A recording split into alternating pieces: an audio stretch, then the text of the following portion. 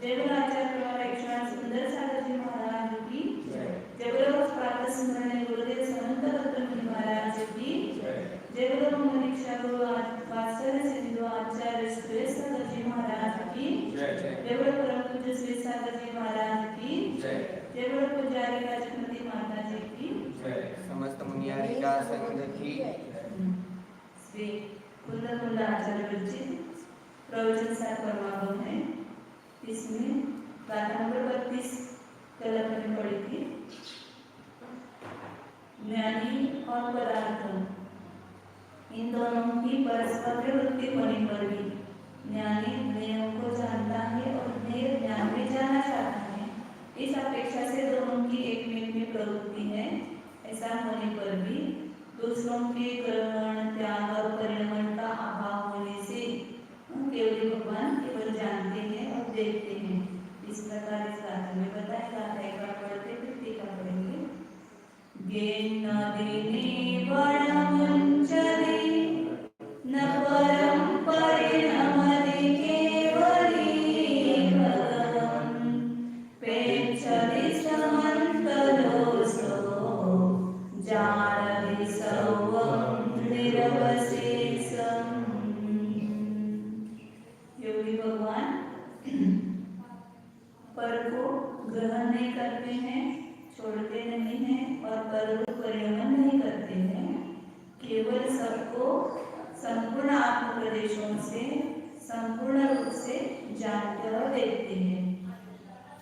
प्रत्येक द्रव्य जगत का अपने स्वरूप में स्थित है। भले यहाँ योगी भगवान का बताया है, लेकिन हम देखते हैं तो सर्वदेव भगवान ने बताया कि प्रत्येक द्रव्य अपने स्वरूप में स्थित है। प्रत्येक द्रव्य स्वतः अपने स्वयं की जो द्रव्य गुण पर्याय है उसके साथ एक रूप है, तन्मय है, उसके साथ उसका तादात्म्य संबंध है। एक द्रव्य दूसरे द्रव्य के दोनों के साथ या दूसरे द्रव्य के साथ तन्मय नहीं है, उसके साथ एक रूप नहीं हुआ है। प्रत्येक द्रव्य कैसा है, कहाँ पर रहता है? अपने स्वद्रव्य, स्वक्षेत्र, स्वकाल और स्वभाव में रहता है। प्रत्येक द्रव्य का पर द्रव्य, पर क्षेत्र, पर काल, पर भाव होता नहीं। हम कहाँ पर हैं? अपने जीव द्रव्य में हैं। हम कहाँ किस स्थान पर स्थित है? अपने असंख्य प्रदेशों में स्थित है। हम कब है? तो अपने स्वकाल में हैं। और किस रूप में हम हैं? स्वभाव रूप है हम। ऐसे किसी भी वस्तु को यदि जानना है तो उसको स्वद्रव्य क्षेत्र काल भाव रूप से देखो तो उस रूप वो वस्तु है, और परद्रव्य क्षेत्र काल भाव रूप से नहीं है। एक ही साथ स्व की अस्थि और पर की नास्ति। अपनी सत्ता को कभी वस्तु छोड़ती नहीं है और पर की सत्ता को कभी ग्रहण करती नहीं है। अनादि अनंत वस्तु प्रत्येक द्रव्य अपनी सत्ता में ही रहता है। भले हम कितने भी बड़े में भटकेंगे, कितने शरीरों को धारण किया, लेकिन वो शरीर रूप हुए क्या? कभी यदि शरीर रूप होते तो हम उस शरीर को छोड़कर के दूसरे शरीर में जाते कैसे? वही पर नष्ट हो जाते शरीर के साथ। लेकिन उस शरीर में रहते हुए भी कभी उस शरीर रूप हुए नहीं, उसकी सत्ता को हमने ग्रहण नहीं किया। अभी इस शरीर में भी रह रहे हैं, लेकिन शरीर की सत्ता को हमने ग्रहण किया क्या? या शरीर ने हमारी सत्ता को ग्रहण किया है क्या? जो पुद्गल परमाणु का पिंड है वो पुद्गल परमाणु रूप से रह रहा है, और जो इसमें चैतन्य स्वरूप आत्मा है वो अपने असंख्यात प्रदेश में अमूर्त रूप से अपने चैतन्य रूप से ही रह रहा है। इसलिए किसी ने किसी की सत्ता को ग्रहण किया है। भले नजदीक रह रहे हैं, जैसे पड़ोसी और हम रहते हैं, पास पास रहते हैं, लेकिन हमारे घर की वस्तु उनके घर में नहीं जानी चाहिए और उनके घर की वस्तु अपने घर में नहीं आनी चाहिए। ऐसा ही हमेशा व्यवस्था करते हैं। यदि समझो दूसरे की घर की वस्तु अपने घर में आ गई तो तुरंत हमारा प्यार अंदर में ध्यान में चलता है, ये अपनी नहीं है, ये उसको देनी है, वापिस देनी है। या अपनी दो वस्तु दूसरे के घर में गई है तो क्या रहता है? नहीं, वो मेरी वस्तु है, हम उसको घर से लाना चाहिए। मतलब हमेशा अपने घर की वस्तु अपने में ही रखने में अपने को शोभा, उसमें आनंद है, उसमें निरंतरता है। इसी प्रकार संपूर्ण वस्तु व्यवस्था ही ऐसी है जगत की। द्रव्य क्षेत्र का अभाव अपने भी लग जाता है कि नहीं जाता है, या हमारा द्रव्य क्षेत्र का बेटे भी जाता है क्या? नहीं जाता है। फिर भी हमने पर वस्तु को इस वस्तु स्वरूप के अध्ययन के कारण पर वस्तु को हमने अपना माना है। और राशि वास्तव में एक भी परमाणु हम जगत का ग्रहण नहीं कर सकते थे, और उसको छोड़ने की ताकत नहीं है। ग्रहण करने की ताकत है तो छोड़ने की क्या ताकत है? आप ग्रहण करके दिखाओ तब तो छोड़ो, लेकिन ग्रहण ही नहीं कर सकते तो उसका त्याग है क्या करेंगे? तो इस प्रकार वस्तु में ग्रहण त्याग नहीं है। हमने ग्रहण त्याग कहाँ पर किया है? अपने विकल्प में घर मेरा है, आज घर मेरा है, क्यों? क्योंकि मेरे नाम से है तो घर मेरा है। अब वही दूसरे के नाम से कर दो तो उसी क्षण क्या हो जाता है? घर मेरा नहीं है। तो कहाँ ग्रहण किया था, कहाँ त्याग किया आपने? बुद्धि में ग्रहण किया था ये मेरा है, और बुद्धि में क्या किया? उसका त्याग किया। वास्तव में वस्तु को हमने ग्रहण नहीं किया, वस्तु को हमने छोड़ा नहीं, उसके महत्व को हमने ग्रहण किया था और उसके महत्व को भी हमने छोड़ा। वस्तु का ग्रहण त्याग होता ही नहीं, हो ही नहीं सकता है। केवल हमने मोह के कारण ये मेरा बेटा है, ये मेरा घर है, ये मेरी माँ है, ये मेरे पिताजी है, ये मेरे कपड़े, ये मेरे सोना चांदी जो भी है वो सब मेरा है। सोना आपने पहना है तो आपका हो गया कि नहीं हो गया? आपका हुआ ना? किसका है ये? जो रिक्का डाले हैं, कंकड़ डाले हैं, किसके हैं? आपके हैं।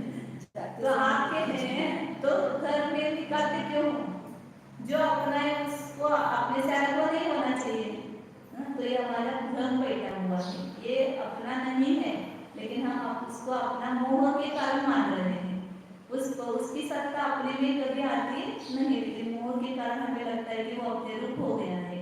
इसलिए आचार्य कह रहे हैं कि परद्रव्य का ग्रहण त्याग नहीं है, लेकिन हम उसको कल्पना से मान रहे हैं उसका ग्रहण त्याग, और ग्रहण भी किया तब कहलाता है उसका महत्व आता है ना? वस्तु वही की वही रहती है, लेकिन हमने केवल उसको बुद्धि में अपना मान लिया कि ग्रहण हुआ, और बुद्धि में उसको अपना नहीं माना, छोड़ दिया, तो उसको त्याग हो गया। और परद्रव्य का त्याग करके भी हम अहंकार करते हैं। कैसे अहंकार करते हैं कि देखो हम कितना सारा छोड़ के आते हैं, कितनी स्टेट थी हमारी। हमारे यहाँ एक महाराज जी थे, बम्बई में रहते थे, उनकी 22 मंजिल की बिल्डिंग थी। तो क्या बोलते थे, 22 मंजिल की मंजिल छोड़कर हम आए हैं। तो अभी भी उस वस्तु के प्रति छोड़ दिया ऐसा बोल रहे हैं, लेकिन छोड़ा भी क्यों उन्होंने? वो तो ग्रहण किया ही नहीं था, इसलिए छोड़ने का प्रश्न ही नहीं, लेकिन उसका जो मोहम्मद को ग्रहण किया था वो मोहम्मद को नहीं छोड़ा अभी तक। पर वस्तु को अपन ग्रहण और त्याग कर ही नहीं सकते, क्योंकि उसके मोहम्मद को ही ग्रहण करते हैं, मोहम्मद को ही त्याग सकते हैं। मतलब ग्रहण त्याग अपने में ही है, वस्तु में ग्रहण त्याग है ही नहीं। ये केवल हमारी मान्यता, ऐसा अभिप्राय बैठा है। तो इसलिए आचार्य यहाँ पर कह रहे हैं कि केवली भगवान, अब केवली भगवान को तो पूरा विश्व का जैसा वैसा ज्ञान हो गया है, प्रत्येक वस्तु को स्वतंत्र स्वतंत्र देख रहे हैं, तो उस वस्तु को ग्रहण करेंगे क्यों?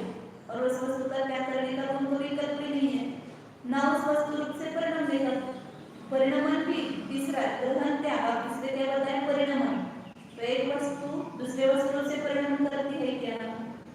तो प्रत्येक वस्तु अपने ही परिणाम रूप से परिणाम करती है, दूसरे द्रव्य के परिणाम रूप से परिणाम नहीं करती है। तो जीव अपने स्वभाव से, प्रत्येक वस्तु अपने अपने स्वभाव से परिणाम करती है। जीव अपना भी परिणाम चल रहा है कि नहीं चल रहा है? परिणाम मतलब बदलना। अभी अपने में कुछ बदल हो रहा है कि नहीं हो रहा है? क्या हो रहा है? हाथ पे हिला रहे हैं, वो क्या परिणाम चल रहा है? हमारी बुद्धि काम कर रही है, और बुद्धि काम करे पूरे आत्मा में है। तो पूरे आत्मा में कौन सा परिणाम चल रहा है? अपने प्रदेशों में, अपने जो अमूर्तिक आत्मा के प्रदेश है उसमें कौन सा कार्य चल रहा है? परिणाम का हो रहा है ना?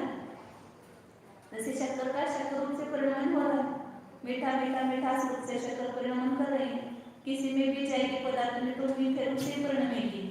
उसी प्रकार जीव का भी परिणमन हर समय चल रहा है। ज्ञान ज्ञान ज्ञान रूप से चल रहा है।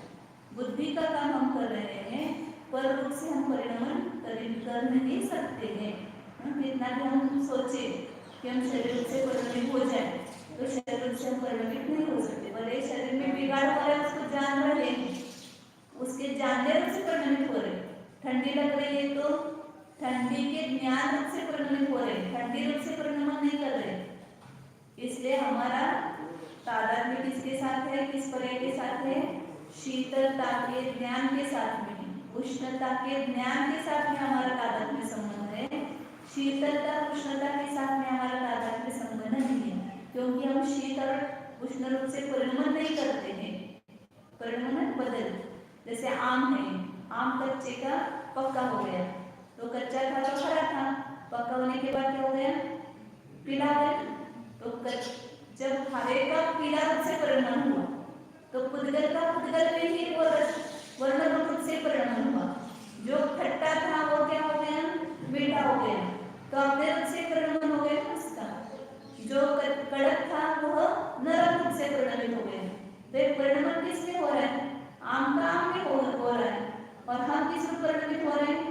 हम जानते हैं आम हरा था, अब पीला हो गया, ये ज्ञान रूप से परिणमन किया। जब वो आम का काम करते हैं ना, तब देखते हैं वो आड़े में डालते हैं, पाल में डालते हैं, तो आम पक गया कि नहीं पक गया। अब पकाया कि हमने सब पाल में डाल दिया, हमने उसको हरे से पीला बना दिया कि नहीं बना दिया? ऐसा लगता है ना, मैंने आम पकाए, मैंने आम बनाए, सब मैंने आम खाया, तो ये सब परिणमन किसमें हो रहा है? आम में हो रहा है। हम किस रूप परिणमित हो रहे हैं? हम पहले जान रहे थे कि ये कच्चा आम है, अब जान रहे कि आम पक गया है। ये ज्ञान हम कर रहे हैं।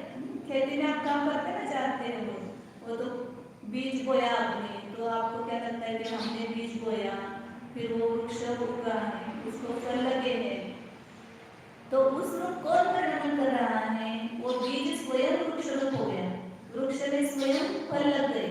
हम उसको जान रहे, बीज डालते समय भी जान रहे थे, वृक्ष आया तब भी जाना, अब आ गया, और फल आने के बाद भी जान के रहे। तो उसके ज्ञान रूप से हम परिणमित हो रहे, उस रूप से हम परिणमित नहीं हो रहे। ये विवेक अपने पास नहीं होता है। और हमें क्या लगता है कि हम उस पर रूप को हमने परिणमाया, दूसरे को हमने परिणमाया, हमने पेड़ उगाया, हमारे कारण इतने फल अच्छा है, हमने कितनी सेवा की, मशक्कत की उसकी, इसलिए फल अच्छे आए। तो आचार्य कहते हैं कि परम न परिणमति, आत्मा पर रूप से परिणमन नहीं करता है। आत्मा कैसा है? आत्मा ज्ञानम स्वयं ज्ञानम ज्ञानान्य करोति किम।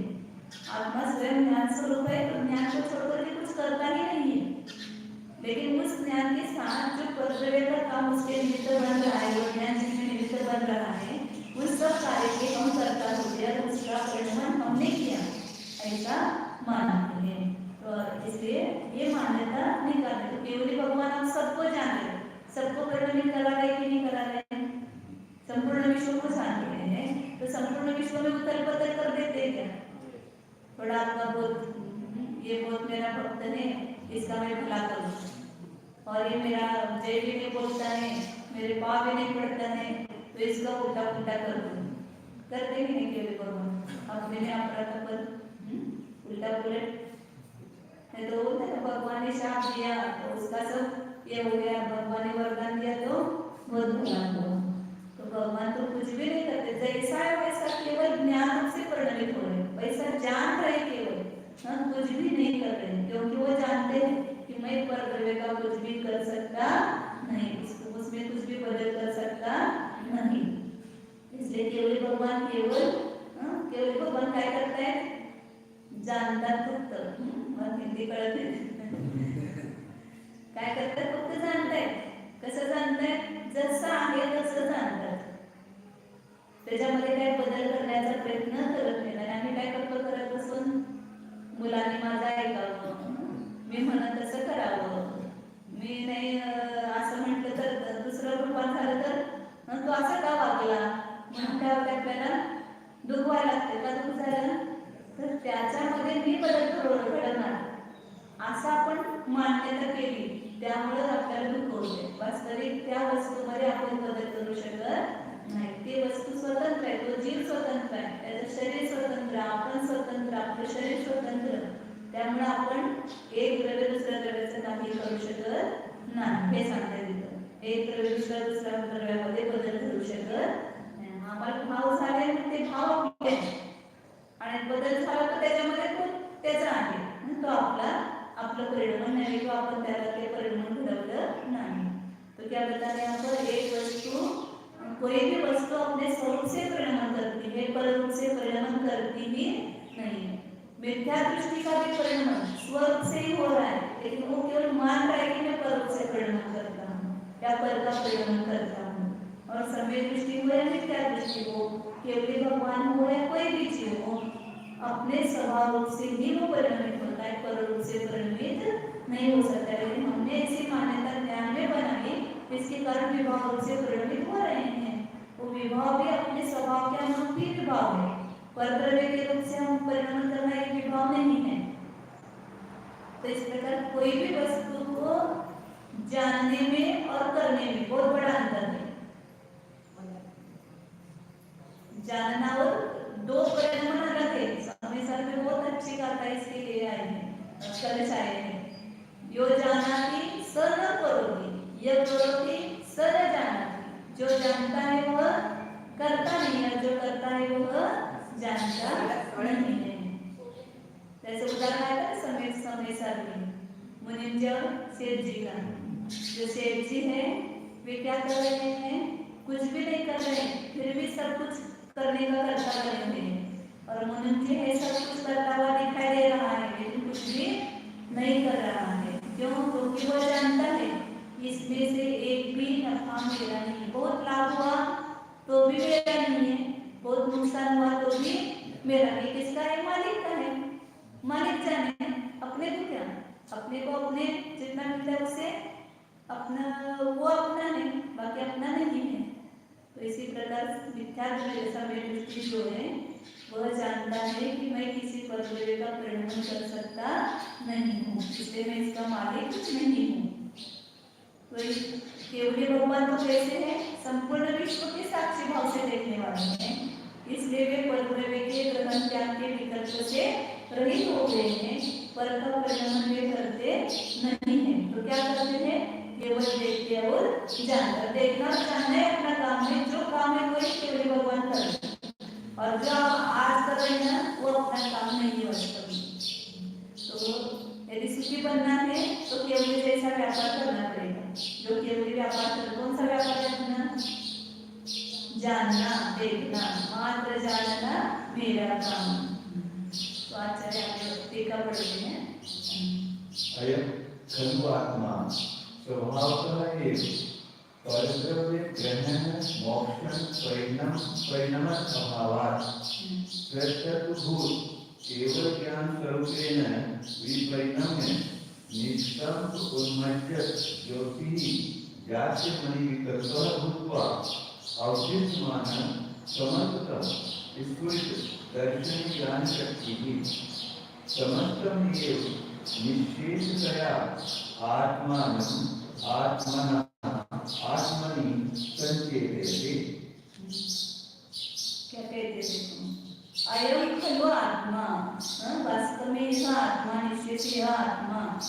कहाँ है आत्मा? अपने शरीर में आत्मा है. तो यह आत्मा हमारे जैसा ही केवल भगवान का भी आत्मा इस शरीर में था, लेकिन वे जब संपूर्ण केवल ज्ञान रूप से परिणमित हो गए तो कैसे हो गए वो बता रहे हैं कि परद्रव्य ग्रहण मोक्षण परिणाम अभावात्. दूसरे द्रव्य का ग्रहण करना, उसको छोड़ना, उसको उसमें परिणाम करना, इन सब का अभाव होने से ये जो नहीं कर सकता है. ये जाना होने के लिए जिन्होंने ये सब पर का व्यापार छोड़ दिया तो कि जाना हम कुछ कर ही नहीं सकते. परद्रव्य में उसको ग्रहण भी नहीं कर सकते, उसको छोड़ भी नहीं सकते. जितना भी हम ग्रहण करने का वो ग्रहण करने का विकल्प करे तो ये करने की सामर्थ्य अपने में नहीं है. भले आप लाखों करोड़ों कितने भी पैसे कमाओ, वो पैसा अपने हुआ कि नहीं हुआ, उस पैसे को हमने ग्रहण किया कि नहीं किया, तो नहीं कर सकते। पैसा पैसा में है, तिजोरी में सोना रखा हुआ है, हम क्या मान रहे हैं, मेरे इतना सोना है, तो सोना मेरे को है क्या, सोना सोने में रह रहा है, चांदी चांदी में है, रत्न रत्न में है। लेकिन इस जीव ने झूठा ऐसा विकल्प किया है कि मैंने उसको ग्रहण किया है, और वो जब हमारे प्राण चले जाते हैं, हम जीव निकल जाता है, तो उसको लेके जाते कि नहीं ले जाते, वो वही पड़ा रहता है ना। तो हमें उस परद्रव्य को ग्रहण करने का छोड़ने का एक केवल विकल्प है, वास्तव में ग्रहण त्याग नहीं कर सकते हैं और उसको परिवर्तन भी नहीं कर सकते थे। इसलिए केवल भगवान सयाने हो गए और हम सब क्या है, केवल भगवान से भी सयाने हैं। उन्होंने तो सब छोड़ दिया, चक्रवर्ती की संपदा और तीर्थंकर की संपदा कितनी होती है, इतनी संपूर्ण संपदा को उन्होंने छोड़ा, क्योंकि उन्होंने जाना कि मैं परद्रव्य का ग्रहण भी नहीं कर सकता हूँ, परद्रव्य को छोड़ भी नहीं सकता हूँ और परद्रव्य को ग्रहण भी नहीं कर सकता हूँ। इसलिए कैसे हो गए, स्वतत्वभूत केवल ज्ञान स्वरूप जब ये पर के ग्रहण विकल्प के त्याग विकल्प छूट गए और अपने स्वरूप में स्थित हो गए और अपने स्वरूप को उन्होंने जान लिया, तो उसी समय संपूर्ण धार्मिक कर्म का अभाव करके अपना जो स्वतत्व है, मतलब अपना जो स्वरूप है, वो स्वरूप खुद को ने केवल ज्ञान वास्तविक आत्मा का स्वरूप है, उस स्वरूप से परिणमित हो गए। क्यों परिणमित हो गए, क्योंकि उन्होंने परद्रव्य के ग्रहण त्याग का विकल्प छोड़ दिया और अपने आत्म स्वभाव से स्थित हो गए। इसलिए केवल ज्ञान स्वरूप से परिणमित होकर के निष्कंप उन्मज्जन ज्योति, उनकी आत्म ज्योति चैतन्य ज्योति कैसी हो गई, निष्कंप, मतलब उसमें कोई भी अस्थिरता नहीं है, चलायमानता नहीं है, निष्कंप ऐसे हो गई, उन्मज्जन में प्रकट हो गई है ज्योति जिनकी, ऐसे होकर इसके समान जात का विकल्प, जैसे रत्न है, रत्न का प्रकाश कम ज्यादा होता है कि नहीं होता है, ये अपना जो दीपक लगाते हैं तो उसकी तो ज्योति कम ज्यादा होती है, हवा लगती है तो भड़कते हैं, तेल खत्म हो गया तो छोटी हो जाती है, लेकिन जो रत्न की ज्योति होती है वो कभी कम ज्यादा होती नहीं, वो निष्कंप स्थिर रहती, कितनी भी हवा आ जाए, कुछ भी हो जाए परद्रव्य में, तो भी वो ज्योति चलमान नहीं होती, वो निष्कंप रहती है। तो उसके समान ही केवल भगवान कैसे हो गए, निष्कंप, ऐसे उनकी चैतन्य ज्योति प्रकट हुई है। अब उसमें कुछ भी विकल्प नहीं होते हैं, कुछ भी उथल पुथल नहीं होता है, जगत में कुछ भी हो जाए, पूरा विश्व में डूब जाए, तो भी उनमें कुछ भी उथल पुथल, हमें क्या भूकंप आ गया, कोरोना आ गया, ये आ गया, तो क्या हो जाता है, उथल पुथल, क्या करें, सब ऐसा हो रहा है, वैसा हो रहा है, वैसा हो रहा है, कितने आकुलता हो रही है, केवल भगवान को कितनी आकुलता हो रही है, वो जान रहे कि नहीं जान रहे, हमसे भी ज्यादा वो जान रहे, पूरे विश्व का कोरोना जान रहे वो, फिर उनमें उथल पुथल नहीं है, क्यों नहीं है, क्योंकि उनकी ज्योति निष्कंप हो गई, अब उसमें कोई हलचल नहीं होती है, कोई भी चलायमानता नहीं, अपने स्वरूप में स्थित हो गए और जैसा है वैसा संपूर्ण विश्व को जान रहे। तो उस शुद्ध रत्न के समान जिनकी चैतन्य ज्योति निष्कंप रूप से प्रकट हो गई, ऐसे होकर अवदिष्ट मान रहने वाले समन्ततः चारों ओर से, माने संपूर्ण आत्म प्रदेशों में से स्फुरित दर्शन ज्ञान शक्ति, पहले तो संसार अवस्था में उनकी ज्ञान शक्ति कैसी थी, कुंठित हो गई थी, संपूर्ण आत्म प्रदेशों से प्रकट नहीं होती थी, लेकिन अब संपूर्ण आत्म प्रदेशों से उनकी ज्ञान और दर्शन शक्ति क्या हो गई है, स्फुरायमान हो गई है, प्रकट हो गई है। मतलब जितना हम अपने को अपने लिए संकुचित करेंगे उतने विकसित होंगे, और जितना बाहर फैलने का प्रयास करेंगे उतना क्या हो जाएगा, अंदर से संकुचित हो जाएंगे, मतलब वो अपनी ज्ञान ज्योति नहीं फैलेगी। ज्ञान ज्योति को फैलाना है तो उसको भीतर ले जाओ, अपने आत्मा में ले जाओ, तो बाहर विकास हो जाएगा। तो संपूर्ण ज्ञान दर्शन रूप से स्फुरायमान हो गई समस्तमेव, फिर उसने ऐसे होकर के क्या करते हैं, संपूर्ण ही निशेषतया आत्मानम आत्मना आत्मनि संचेते। केवल भगवान क्या कर रहे, संपूर्ण केवल ज्ञान केवल दर्शन रूप से परिणाम करके संपूर्ण रूप से अपने को अपने द्वारा अपने में अनुभव कर देंगे। काम करते हैं नहीं केवल भगवान कुछ, उनको तो सब संसार ही छूट गया, क्या काम है उनको, कुछ भी नहीं करते होंगे, वही सच्चा काम करते हैं, हम झूठा काम कर रहे हैं। झूठा उद्यम लोग करते हैं जागे निश्चित घाटी। हम जो कर रहे हैं ना, खेती कर रहे हैं, घर का काम कर रहे हैं, बाल बच्चों का पालन पोषण कर रहे हैं, ये सब वास्तव में आत्मा की हानि है, इसमें वास्तव में आत्मा का सच्चा काम नहीं है। इसलिए कहते हैं कि विशेषतया आत्मानम आत्मना आत्मनि संचेते। केवल भगवान रात्रि काम कर रहे हैं, क्या काम कर रहे हैं, अपने आत्मा को आत्मा के द्वारा अपने आत्मा में अनुभव कर रहे हैं, और इस कारण उनको आनंद आ रहा है, सुख आ रहा है। मुनिराज भी क्या काम करते हैं, उनको भी कुछ काम नहीं है, राजन क्या काम करते हैं, वे अपने आत्मा का अनुभव करने का काम करते हैं कि पर से मैं भिन्न हूँ और अपने से अभिन्न हूँ। इस प्रकार संपूर्ण रूप से उनका बाह्य व्यापार बंद होकर के केवल अंतरंग का व्यापार चल रहा है, इसलिए व्यस्त है। आप जैसे बाह्य व्यापार में व्यस्त है, ऐसे मुनिराज भी अपने काम करने में व्यस्त है और केवल भगवान भी अपना काम करने में व्यस्त है। हम केवल भगवान अपना काम कर रहे हैं, हम पर का काम कर रहे हैं, इसलिए वे आकुल व्याकुल नहीं है, हम आकुल व्याकुल हैं। पर का काम करने छोड़ देंगे तो अपने को भी वैसा ही आनंद, वैसा ही सुख भोगने को मिलेगा। अथवा करके दूसरा अर्थ करते हैं आचार्य, अथवा युक्तदेव सर्वार्थ सार्थ साक्षात्करणेन व्यक्ति परिवर्तन अभावात् संभव ग्रहण मोक्षण लक्षण क्रिया विरामः प्रथमम् एव समस्त परिच्छेद्य आकार परिणतत्वात् पुनः परम आकार अंतरम अपरिणमानः समन्ततः अपि विश्वम अशेषम पश्यति जानाति च एवं अस्य अत्यंत विविक्तत्वम एवं।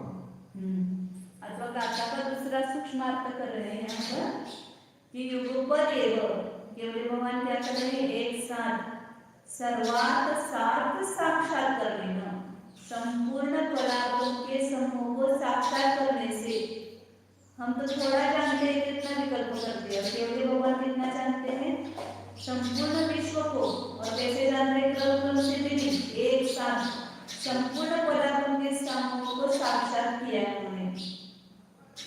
इसलिए न्यक्ति परिवर्तन अभाव, न्यक्ति परिवर्तन, यहाँ पर ऊपर जो परद्रव्य का परिणाम मोक्षण परिणाम किया ना, उसका दूसरा अर्थ कर रहे हैं। यहाँ पर हम कैसे करते, एक पदार्थ को जानते हैं, उसको छोड़ करके फिर दूसरे पदार्थ को जानने जाते हैं, फिर इसको छोड़ करके तीसरे पदार्थ को जानने जाते हैं। अभी हम मंदिर में बैठे हैं, पूजा की, फिर इधर आए, फिर दूसरे विकल्प को बोलने लगे, माता जी ने बिठा दिया इधर सोने के लिए बैठो,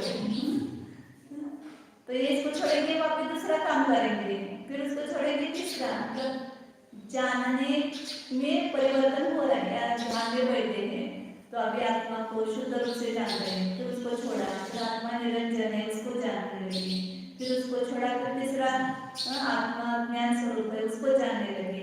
तो हमारा नया परिवर्तन हो रहा है, जानने में बदल हो रहा है बार बार। एक पदार्थ को जाना, उसको छोड़ दिया, फिर दूसरे पदार्थ को जाना, फिर वहां पर भी हमें शांति नहीं मिलती है, फिर उसको छोड़ते हैं, फिर तीसरा पदार्थ जानने के लिए जाते हैं। लेकिन केवल भगवान कैसे होते हैं, एक साथ संपूर्ण पदार्थ से पदार्थ के ज्ञान रूप से परिणमित हो गए हैं। तो अपने अपने परिवर्तन करने का कारण क्या है, कुछ पदार्थ ही बचा नहीं है, एक ही समय में उन्होंने संपूर्ण केवल ज्ञान के द्वारा सब कुछ जान लिया।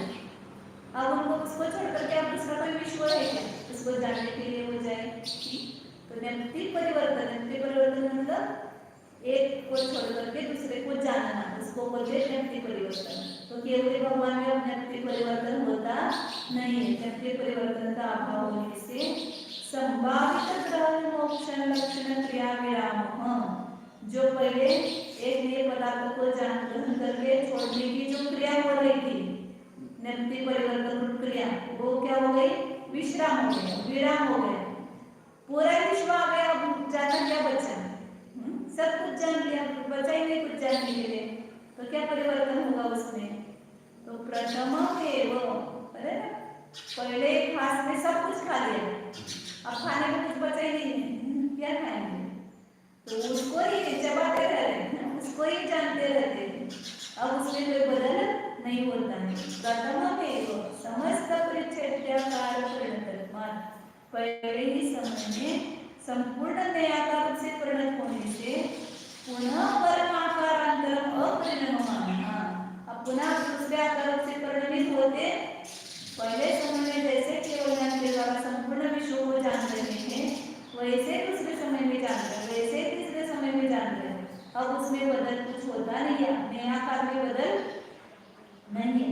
भले वहां पर भी ज्ञान का परिवर्तन चल रहा है, उत्पाद चल रहा है, लेकिन आकार बदलता नहीं, वैसा का वैसा वैसे, क्योंकि उस एक ज्ञान समय की पर्याय में भूतकाल की सभी पर्याय को जानना है, वर्तमान की भी सभी पर्याय को जानना है, और भविष्य काल की भी सभी पर्याय को जानना है। अब क्या बचा है? कुछ भी नहीं बचा है। तो वैसा ही दूसरे समय में जानेंगे, वैसा ही तीसरे समय में जानेंगे। भले इसमें परिणाम होता है तो भी सदृश सदृश परिणाम हो रहा है, इसलिए उनका आकार, ज्ञान का आकार बदलता नहीं है। पहले समय में जैसा आकार है, वैसे दूसरे समय में भी पूरा आकार है। इस प्रकार दूसरे आकार रूप से परिणाम न करते हुए समन्ततः भी, मतलब ग्रहण मोक्षण किसमें लिया है यहाँ पर? दूसरे अर्थ में नियमों को ग्रहण करना और छोड़ना, वो नहीं, मतलब जानने की अपेक्षा भी। वहां पर ग्रहण त्याग तो वस्तु का ग्रहण त्याग है, इसमें नियम के परिवर्तन का अभाव है, इसलिए एक नए को ग्रहण करना और एक नए को छोड़ना इस विकल्प से भी रहित हुए हैं। इसलिए क्या करते हैं? समन्ततः सभी आत्मा प्रदेशों से विश्व को अशेषम पश्यति जानाति च, संपूर्ण विश्व को जानते हैं और देखते हैं। हम फिर कैसे हैं? अस्य अत्यंत विभक्तित्व में, सबको जानते देखते तो उसके साथ एक रूप हुए कि नहीं हुए? जैसे हम इस पुस्तक को जानते हैं, माइक को जानते हैं, तो इसके साथ क्या हो जाते हैं? एक रूप। ये माइक हमारा है, ये बहुत अच्छा है, या ये अच्छा आवाज नहीं आता इसका, तो उसके साथ क्या हो जाते हैं? माइक के साथ तन्मय। वैसे सभी पदार्थों को जानते हुए भी कैसे है? विरक्त है, इससे अत्यंत विरक्त है।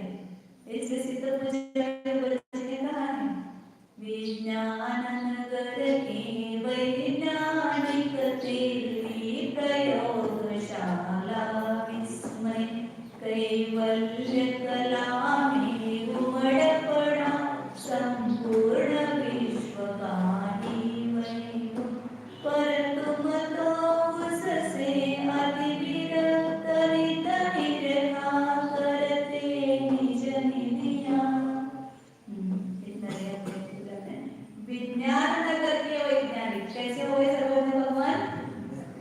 विज्ञान नगर है ना, बसा हुआ इधर, कहाँ है विज्ञान नगर? अपने संख्या प्रदेशों में विज्ञान नगर में रहते हैं केवल भगवान। विज्ञान नगर के उसके वे कौन है? वैज्ञानिक है, और वो विज्ञान की ऐसी प्रयोगशाला है कि जिस प्रयोगशाला में कैवल्य कला में उमड़ पड़ा संपूर्ण विश्व का वैभव। ऐसी बड़ी प्रयोगशाला है वो, संपूर्ण विश्व का वैभव उसमें से लग जाता है। जैसे कोई यहाँ पर कांच लगाते हैं और उसमें सब कुछ दिखाई देने लगे तो उस कांच की कितनी महिमा आती है। वे केवल का जो है ऐसी कांच है, इतनी निर्मल है, इतनी शुद्ध है कि संपूर्ण विश्व उसमें दिखाई दे रहा है।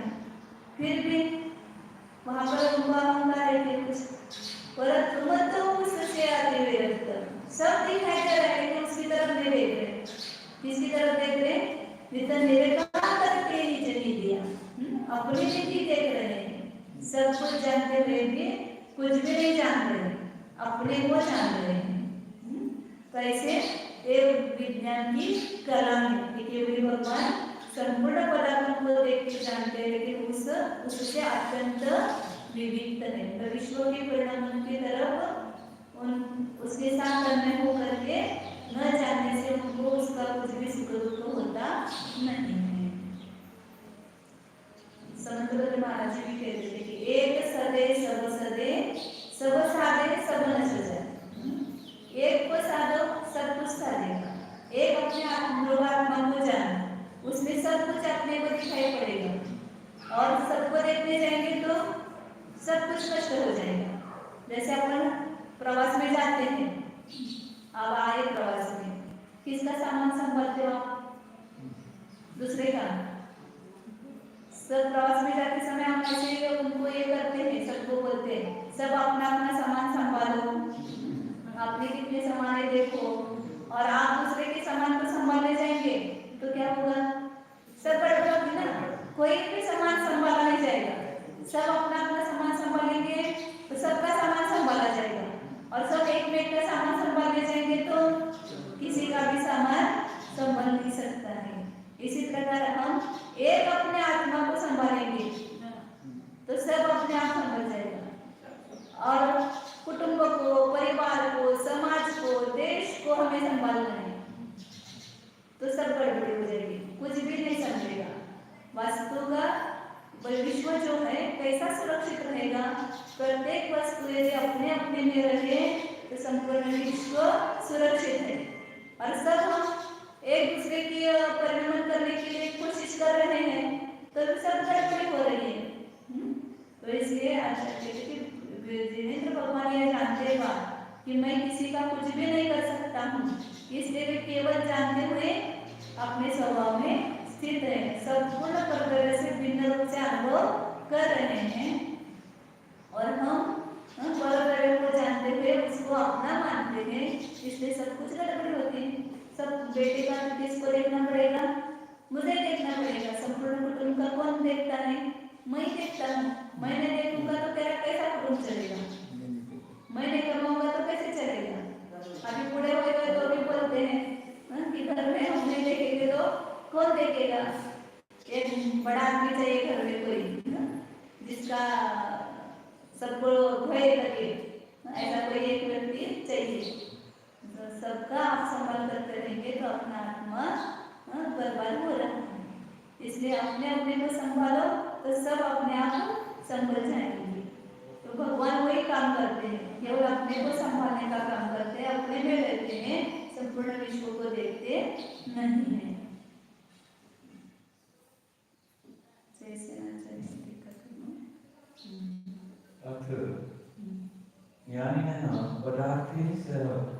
यद्यपि व्यवहारेण ग्राह्य ग्राहक संबंध अस्ति तथापि संश्लेष आदि संबंध नास्ति। तेन कारणेन ज्ञेय पदार्थे सह भिन्नत्वम् एव इति प्रतिपादयति। अब क्या बताते हैं आगे की गाथा में? ज्ञानिनः पदार्थैः सह, ज्ञानी का पदार्थों के साथ यद्यपि व्यवहार से ग्राह्य संबंध है, मैंने उसको ग्रहण किया मतलब जाना, उसको अपना नहीं माना तो उसको छोड़ा। तो इस प्रकार ग्राह्य संबंध व्यवहार में से है, जानने की अपेक्षा से है। तथापि संश्लेष आदि संबंध नास्ति, तथापि कर्तव्य के साथ मैंने इस पुस्तक को जाना मतलब यह ग्राह्य बन गए और मैं उसका ग्राहक बन गए, लेकिन इसके साथ मेरा कोई संश्लेष आदि संबंध नहीं है। इसलिए नए पदार्थों के साथ भिन्नत्व ही है। वो अभी बताएं तो उससे कथा याद आ गई कि एक को हम देखेंगे तो सब कुछ सड़ेगा, और एक को नहीं देखेंगे तो कुछ भी नहीं सड़ेगा। जैसे महाभारत में अपने घटना से देखते हैं उसमें कि द्रोणाचार्य ने कौरव पांडव सबको पढ़ाया, विद्या दी ना उनको, धनुष विद्या दी। तो सब धनुष विद्या देने के बाद फिर द्रोणाचार्य को ऐसा भाव हुआ मन में कि इनकी परीक्षा लेनी चाहिए अब, और सब अर्जुन के ऊपर उनका बहुत प्यार था तो सब बोलते थे कि आप अर्जुन पर ही प्रेम करते हो। तो उनको ये दिखाना था कि अर्जुन कैसा बुद्धिमान है, कैसा तीक्ष्ण धनुर्धारी है, उनको दिखाना था। इसलिए उन्होंने कहा कि हम सबकी परीक्षा लेंगे। और क्या परीक्षा ली उन्होंने? एक पेड़ के ऊपर वो काली मिरी होती है ना, वैसे टांग दी और कहा वो जो काली मिरी है उसको धनुष बाण के द्वारा क्या करना, बेचना उसको। फिर पहले हर एक आता था वहां पर परीक्षा देने के लिए, तो प्रत्येक को पूछते थे द्रोणाचार्य तुमको क्या दिख रहा है, लेकिन मुझे पेड़ दिख रहा है, मुझे पत्ते दिख रहे हैं, पक्षी दिख रहे हैं, सब कुछ दिख रहा है। हर एक आता था कौरवों में से और पांडवों में से, सबको पूछा कि तुमको क्या दिख रहा है, तो उन्होंने सब बाहर की चीजें सब दिखा बताया कि हमें ये दिख रहा है। फिर लास्ट नंबर किसका आया, अर्जुन का आया। फिर अर्जुन आया, फिर उसको पूछा तुम्हें क्या दिख रहा है, मुझे कुछ नहीं, वो काली मिर्च दिख रही है, मुझे क्या दिख रहा है। वो उन्होंने सबने बोला और सबने बाण छोड़ा, तो मिर्च को जो काली मिर्च है उसको छू ही नहीं पाए वो। फिर अर्जुन आया तो उसको पूछा तुम्हें क्या दिख रहा है, तो उन्होंने क्या बताया तो मुझे वो जो पेड़ पर टंगी हुई काली मिर्च है ना वो दिख रही है, वो बाकी कुछ भी नहीं दिख रहा है, वो ही केवल दिख रहा है। तो फिर उसने बाण छोड़ा, क्यों, काली मिर्च को लगा और वो ये हो गया, बाण बराबर उसको निशाना साध गए। अब उसने क्यों निशाना साधा, क्योंकि उसकी दृष्टि केवल उस काली मिर्च पर थी, इसलिए वो उसको साध सका। और यदि उसकी दृष्टि सब बाकी के सबके समान सब तरफ जाती तो वो भी उसको नहीं साध सकता था। तो इसी प्रकार हमारी भी दृष्टि किस पर जानी चाहिए, एक अपने आत्मा पर यदि हमारी दृष्टि जाती है तो सब कुछ विश्व हमारे जानने में आ जाएगा, सब कुछ सद सकेगा। और हम दूसरों को जानने में इतने आकुल व्याकुल हो रहे हैं, कुछ भी नहीं जान पा रहा है। तो इसके लिए भगवान ने क्या किया कि अपने संपूर्ण परद्रव्य के विकल्पों को छोड़ करके एक केवल अपने निज आत्म तत्व में स्थित हो गए, उनके ज्ञान में संपूर्ण विश्व झलकते हैं। और संपूर्ण विश्व झलकते हुए भी उसके साथ उनका एकत्व नहीं, उसके साथ भी वह कैसे अनुभव कर रहे, भिन्नता का अनुभव कर रहे। ये संपूर्ण विश्व भिन्न में अलग है, ऐसे विकल्प नहीं कर रहे, अपने आप जान रहे, उनके ज्ञान में दोनों स्वपर रूप से झलक रहे हैं। तो इस प्रकार के वे भगवान पदार्थों के साथ उनका ग्राह्य संबंध होने पर भी मैं पदार्थों के साथ भिन्नत्व ही है, मतलब उन पदार्थों के साथ एक रूप नहीं होते हैं, ऐसा आगे इसमें टीका में बता रहे हैं। ग्राह्य ग्राहक मतलब न्यायिक संबंध, कोई ग्राह्य ग्राहक संबंध, संश्लेष संबंध मतलब एक रूप होना।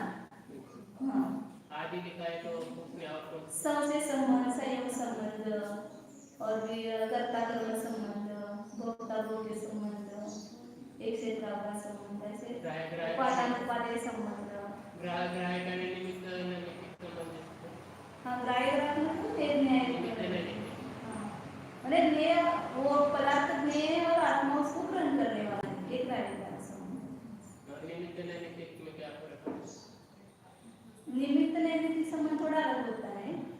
निमित्त मतलब कोई भी कार्य होता है तो वहाँ दूसरा द्रव्य जो उसमें निमित्त बनता है उसको निमित्त कहेंगे, और जो कार्य हो उसको नैमित्तिक कहेंगे। इधर निमित्त नैमित्तिक नहीं, या न्याय संबंध है। गृह्णाति नैव मुञ्चति नैव परम परद्रव्यम ये पदार्थम नैव परिणमति। से क्या करता ते भी भगवान सर्वज्ञ है, ततः ध्यायते परद्रव्येन सह भिन्नत्वम् एव। केवल भगवान ग्रहण भी नहीं करते हैं, छोड़ते भी नहीं इसको परद्रव्य को, और उसमें पदार्थ रूप से परिणमन भी नहीं करते हैं। क्यों कौन नहीं करते, केवल भगवान सर्वज्ञ। इसलिए जाना जाता है कि परद्रव्य के साथ भिन्नत्व ही है। यदि परद्रव्य के साथ अभेद का संबंध होता तो केवल भगवान क्या करते, उनमें इतनी सामर्थ्य सब शक्ति है तो सब परद्रव्य में परिणमन कराते। एक कोई ये है मूर्ख है, कोई होशियार है, कोई गरीब है, कोई श्रीमंत है, सबको एक जैसा बना देते ना, उनमें शक्ति है इतनी तो सब पर में परिणाम पापी को भी धर्मात्मा बना देते। आदिनाथ भगवान उनका जो पोता था मालिक जी, उसको बदल सके कि नहीं सके? उनमें सामर्थ्य है क्या? उनमें कुछ भी नहीं है। पर में करने की किसी में भी सामर्थ्य नहीं, क्योंकि भगवान भी पर में परिणमन नहीं कर सकते हैं, इसलिए वो करने के भाव ही नहीं करते हैं, इसलिए परद्रव्य को नए पदार्थ का परिणमन नहीं कराते हैं। और इसलिए ये जाना जाता है कि परद्रव्य के साथ आत्मा का भिन्नत्व ही है। तो तरीके परद्रव्य न जाना थी आगे पढ़ने। तथापि व्यवहारेण पश्यति समन्तः सर्वदेवैः जानाति च सर्वं निर्वशम्। तथापि परद्रव्य को के साथ भिन्नत्व है, तो फिर परद्रव्य को जानते नहीं कि केवल भगवान, तो व्यक्ति नहीं व्यवहार से उसको परद्रव्य को जानते हैं। कैसे जानते हैं? संपूर्ण द्रव्य क्षेत्र काल भावों के द्वारा संपूर्ण आत्म प्रदेशों से जानते हैं। किसको जानते हैं? सर्वम निरवशेषम, सभी कुछ भी अवशेष शेष न रखते हुए संपूर्ण पदार्थों को जानते हैं। अब इस गाथा का और एक अर्थ करते हैं, जैसे आचार्य उसको अपन कर ही लेते हैं, कर लेते हैं। आप ये दूसरा अर्थ कर लेते हैं। 3 अर्थ की इस गाथा के ऐसे 3 अर्थ होते हैं, उसको अपन कल अर्थ ऐसे करेंगे।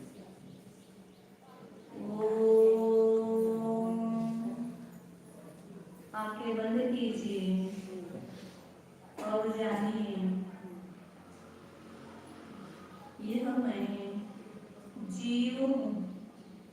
अपने बारे में जाने, केवल जानना है, अंदर विचार करना है, मुंह से बोलना नहीं।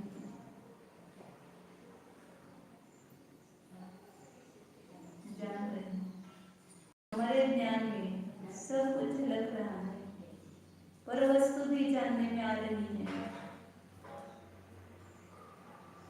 उस पर वस्तु को जानना छोड़कर के केवल अपने को जानिए। इसी शरीर में मेरा आत्मा विद्यमान है। ज्ञान के द्वारा अंदर देखिए। आंखें अंदर नहीं देख सकती हैं, आंखें बाहर का देखती हैं। अब आंखें बंद करके ज्ञान तो चल ही रहा है, आंख बंद है फिर भी ज्ञान चल रहा है। उस ज्ञान के द्वारा, अपने विचार के द्वारा, विचारशील जो विचार कर रहा है उसको जानिए। शरीर विचार नहीं करता है, शरीर में कुछ ज्ञान नहीं है, तो शरीर जड़ है, उद्गल है। मैं इससे भिन्न केवल जानने वाला हूँ, जान ही रहा हूँ। पहले भी जान ही रहा था, आगे भी जानता ही रहूंगा।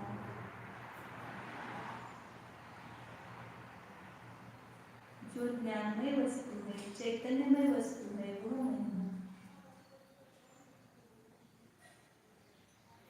शरीर में नहीं हूँ, स्त्री पुत्र मित्रादि में नहीं हूँ, ये मेरे नहीं है, मैं अकेला ही हूँ। पहले भी अकेला ही था, आगे भी अकेला ही रहूंगा। इस विश्व का एक परमाणु मात्र भी मेरा नहीं है। मैं केवल ज्ञाता दृष्टा अकेला आत्मा हूँ। शुद्ध चैतन्य स्वरूप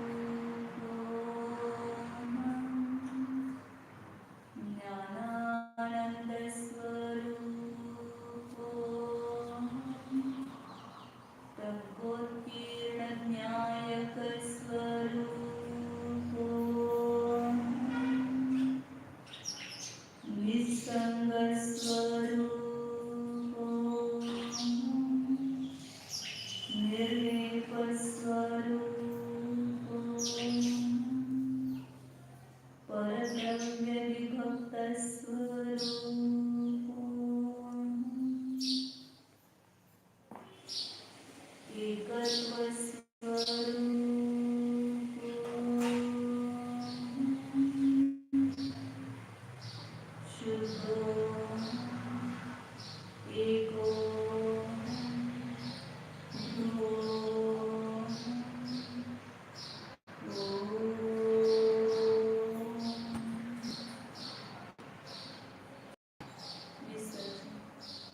नमो हरिहंता